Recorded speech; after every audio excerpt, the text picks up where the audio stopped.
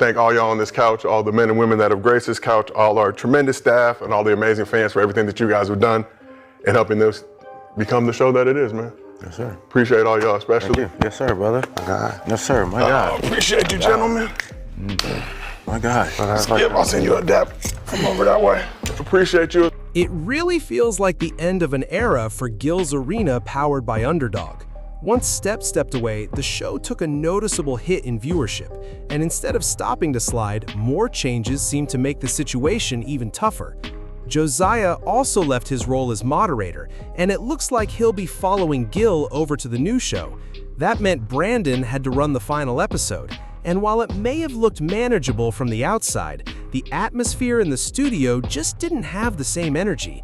The difference was hard to ignore, and it left a lot of people feeling like the show wasn't quite the same anymore. So let's break down what happened, and why so many viewers believe Underdog let this version of Gil's Arena fall apart.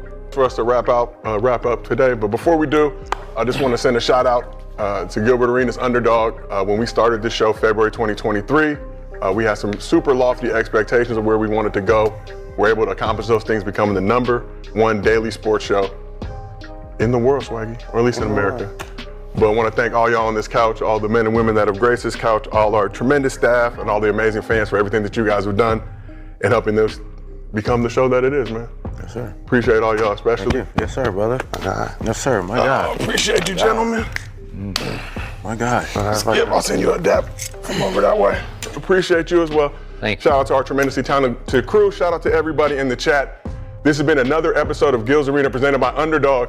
And if I don't see you again on this couch, a good afternoon, good evening, and good night. Hey, Kobe out.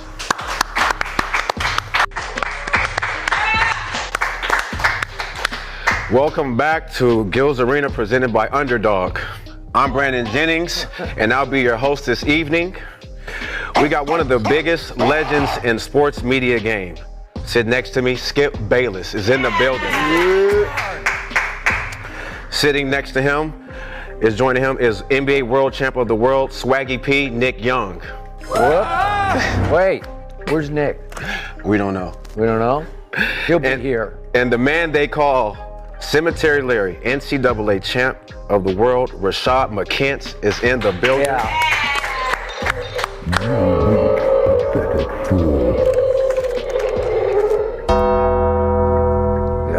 How you feeling today? Finish him!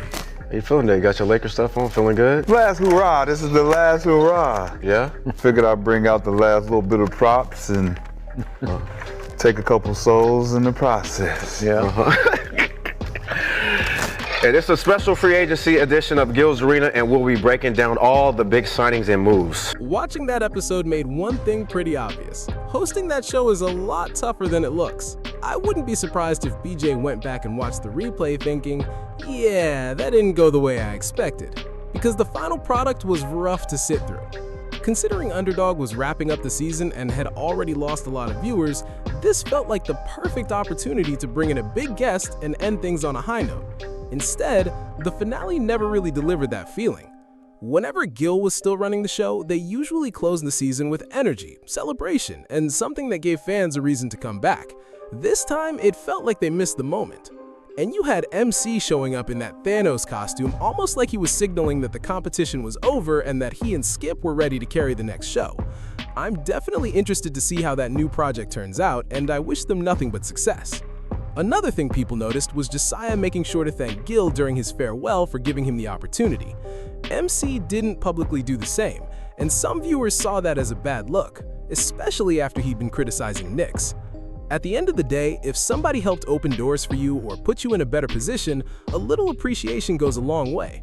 Now the real question is whether Underdog can keep this show afloat without the core personalities who helped build it, especially with Gil no longer steering the ship. We'll see what happens with LeBron James soon, but more news in LA. The Los Angeles Clippers are trading two-time NBA champ Kawhi Leonard back to Toronto Raptors for Brandon Ingram, Grady Dick, 2 first-round picks, one pick swamp, and 2 second-rounders. Kawhi famously led the Toronto Raptors to a title in 2019 and will now return to the Six to play alongside Scotty Barnes. How do you guys feel about Kawhi returning to Toronto? Let's start with you. I think it's a good move for the Raptors. Kawhi is coming off arguably his best season ever, averaged 28. Underdog is gonna have to make some changes sooner rather than later, because the current formula just doesn't seem to be clicking. Credit to BJ for stepping in and taking on the responsibility, but that episode showed the transition wasn't as smooth as people may have expected.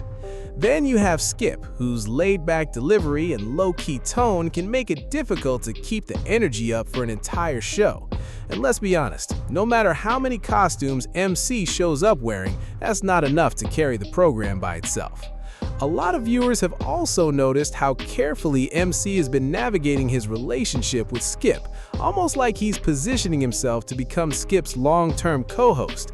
That idea makes even more sense when you remember he's referred to himself as the new little Skip, so it's easy to see why some people believe he's trying to become one half of the show's next featured duo. So it's about you. Steven, though. So it's about you. It's about us. I thought you said you were Little Steven. I'm little me now. I'm little Skip now. What do you say, Nick? I'm little Skip now. I'm little Skip now. Sucking dick. Crazy. Oh, shit. Oh, shit. I almost spit that damn water everywhere. I guess the gloves was off, Nick. I guess the gloves were off. Gotcha. Before I let you get on out of here, Gilbert, talk to me about, Gil's Arenas. What's going on, my man? Season 5, my brother. Talk to me. Let the audience know what's up. Listen, I had to make a business decision, and I was looking at the landscape. We were doing 4 days a week, thinking we're about to turn to 5, and then, another show got added, which was Gridiron Football Show with Skip, Akib and them, and we got bumped to 2 days.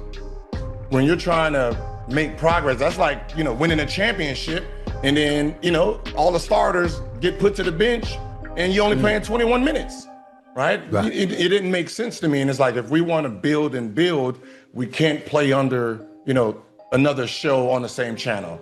So, I had to make a business decision and, move in a different And what was direction. that business? And to enlighten everybody, what is that business decision that you had to make?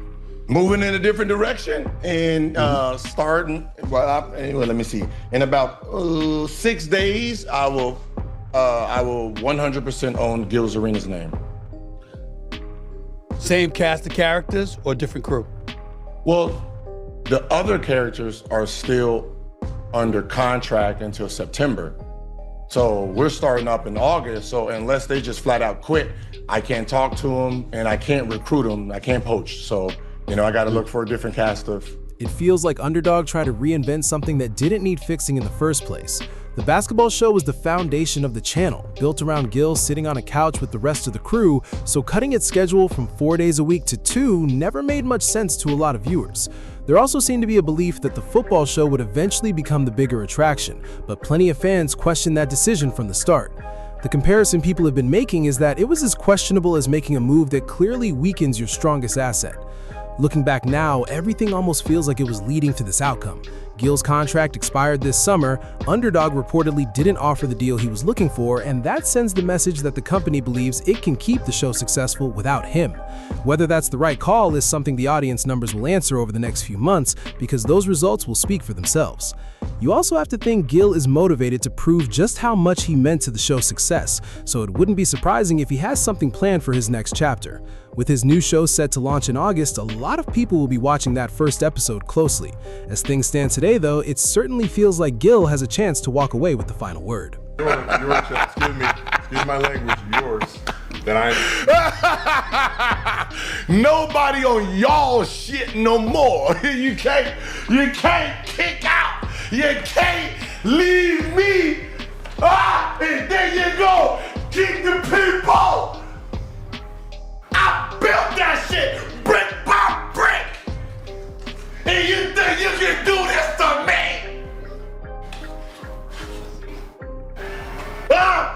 That's all I got for this one, everybody. I appreciate each of you for watching and sticking with me all the way to the end.